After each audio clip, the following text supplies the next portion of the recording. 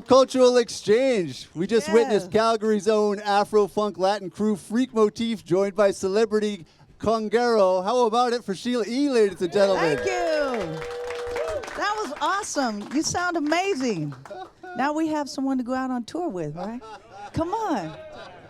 I love it. Thank you. Well, ladies and gentlemen, it's not every day that we're visited by royalty here at our Calgary Folk Fest tent. Sheila E. took to the drums as a toddler, as you do when your dad and your uncles are all legendary musicians, and she never looked back. The path would lead her to hit singles, a personal and professional collaboration with Prince, of course, and acclaim as one of the world's most entertaining performers, full stop.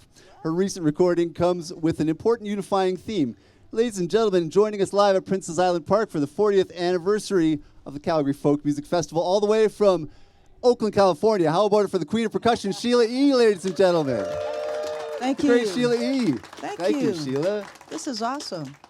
It is awesome. It's so great to have you here. And you're riding such an artistic high right now. I want to ask you about your latest album, Iconic, Message for America. What are those messages that you're sending with this recording? Oh, my God. Did you hear what's been going on? Hello. Need I say any more? It's a hot mess. It's, during that election that came to be with the administration that we have now, I was just very saddened by what had been going on and the way that the election was happening. And I just felt like I was being disrespected as an American, and the things that had been said about people and the division that was happening, because it was promoting hatred and promoting, not encouraging people and saying great things about each other, as opposed to, you know, the hate that has been going on. So our country is very divided now, and a lot of hatred. So I thought, you know, going back to some of the songs that I grew up listening to in the 60s and the 70s, yes, I'm that old, and listening to those songs, and lyrically the content in those songs, like Marvin Gaye and, you know, the Beatles, Ringo Starr and Come Together, and George Clinton. There are a lot of songs that have meaning, you know, that we could relate to now and that are relevant, and lyrically to just bring people together and say, can we just love each other? You know, can we just, like, if you love someone, hate goes away. And we're just dividing our country. So that was the purpose of putting out the record. And it's pretty amazing that all the people you just named you have worked with and counted as friends.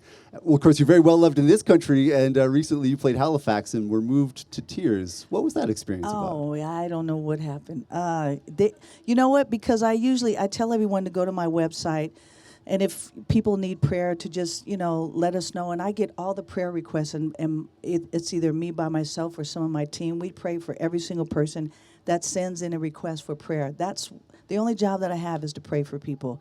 And when I came here the other day, everyone is so beautiful, and it's just beautiful to be here. It's a beautiful place. And, you know, I just kind of said, you know, I usually say, can you send whatever prayer requests? I said, but can you guys pray for us, you know, for our country? And we need prayer. And it just kind of just brought me to tears, because I was like, it's not good. And when we were doing sound check in Halifax, and I told the people there that during the sound check, we all decided as a band that we would get dual citizenship to live here. And I said, so I need to look at some homes. And they started throwing cards like, I'm a real estate agent here. So we're looking around going, yeah, this might be possible. I don't know. But it's beautiful here. And it's heartfelt. It's warming and kind. And that's what life is supposed to be about. So we were moved by the love that this country has given us. So. And music has been life. Yeah, I'll be willing to co-sign your application for citizenship. That's for sure. Thank you so much. You guys started Start with a this. petition. You started in music really early, and of course your dad, your uncles, all legendary musicians. What was it like growing up in the Escovedo household, all a bustle with music? It was loud. It was loud. They would kick us out. You're too loud. Go to another house now. It was interesting. We always had jams. Well, my dad had jam sessions all the time, because my uncles also played. And with jam sessions, just drums and percussion and things like that, hand percussion and just singing. And then oftentimes he would have his smaller band rehearse in the living room. And then we played music like, you know, LPs back then. and we would play music, and my parents would have parties on the weekends, and sometimes, you know, they left the door unlocked, and we wake up in the next morning and there are people sleeping on the floor. We just didn't know who they were, but they were always welcoming people, and a lot of music in the house, though. It was really awesome. Well, you grew up to become literally a chart topper all over the world, but at the height of that amazing, dizzying fame back in the mid-'80s, you were going broke, unbeknownst to you. What happened? Yeah, you got to read the fine print. Yeah, you learn from your mistakes. You have to read the fine print. I mean, going out on tour for like a year and coming back and owing $990,000 doesn't make any sense. But hey, I paid it all back. So you know, it's a lesson. It's a lesson. Yeah. And you were on one of the biggest tours in the world ever. I mean, you were opening up for Prince on the Purple Rain tour. Yeah, yeah. It's you can't trust everyone. You know, you think you hire people to take care of you, and you realize they're taking your money. So it's unfortunate. I learned my lesson, and yeah, I think the important thing in the music industry, really, for us as artists and growing up, and when we're young, and you know, people offer, hey, we'll give you this record deal, and you have this here. Let me give you a car first. Don't worry about it. We'll take care of you. Yeah, we'll take care of you, all right. Next thing you know, that you owe that money back. So I always tell people, especially musicians or artists that want to get in this business, is really to learn the business of music. That's what it should be called, not the music business, but the business of music, and read those contracts in the fine print. Well, you've never been one to shy away from the showmanship, and you used to play drums in like 5-inch heels, 6-inch heels sometimes, and those days are over now. What happened? Shh, you're not supposed to. No, you know what? I sprained my ankle. What happened? I sprained my ankle. I was playing basketball in this tournament, and not really. I tripped over my dog's big, gigantic bone that she had in the house. It was horrible. And I twisted my ankle, really knocked myself out. I hit the wall, and I tore this whole right side of my ankle. So my Achilles, everything. So it took like a year. This is like a year, almost 2 years ago, a year and more than a year and a half. And so I couldn't, in order to play, I had to play with a brace on, so I had to take off my shoes.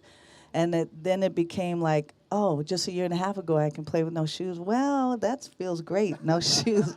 So I've kind of stopped. But also, the other side of that was not playing drums in heels anymore. I play heels standing up, you know, playing timbales, but playing drums in heels, my back went out, and it shortened my calf muscle from playing in heels, like being lifted up like this for years and years, just nonstop playing in heels. And I wanted to look good as well and show that I could wear heels and play.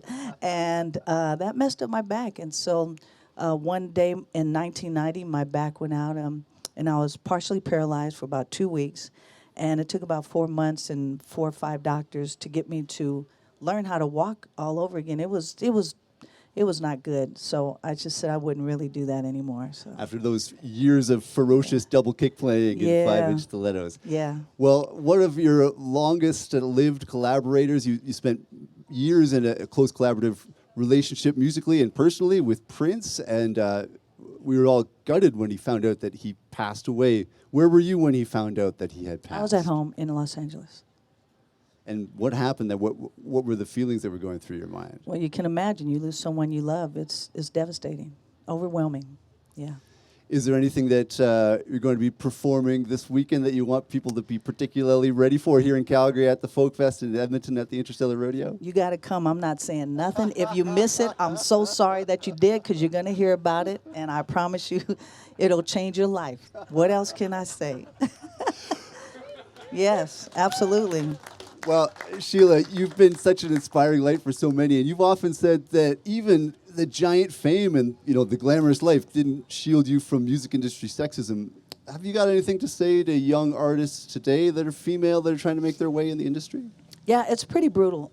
There's still, I mean, now that, again, the so-called Me Too movement, but there's been many things that have been said and done throughout my career, and very disrespectful. And I think for the younger women growing up in this industry is to be honest and truthful, and don't allow anyone to tell you, what you should and should not do. Make sure you have a team of people that you feel comfortable, and if anyone offends you in any way, that it's just disrespectful, and it's uncalled for. And I always stood my ground, but I have parents that are still married and together and love each other, and I was always able to go to them and say, this is what's happening. I was able to talk with them. So talk with someone and let them know. Don't feel that you have to do something or pay your way into fame. That it doesn't work.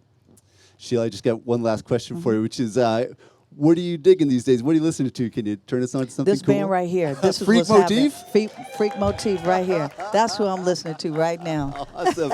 Wicked. Well, we've been joined by Sheila E., who is one of the headliners of the Calgary Folk Music Festival and the latest member of the Freak Motif fan club. I want to say a giant thank you, Sheila, for being Thank here you with very us. much. How about it for All right, Sheila thank E., you so ladies and much. gentlemen, the queen Thank of you. percussion herself. Thank you. She's on the main stage here in Calgary at the Folk Fest tonight, 10 to 9, and she plays Edmonton's Interstellar Rodeo tomorrow evening. Sheila E., ladies and gentlemen. How about it one more time? Sheila E., live on CKUA. All right.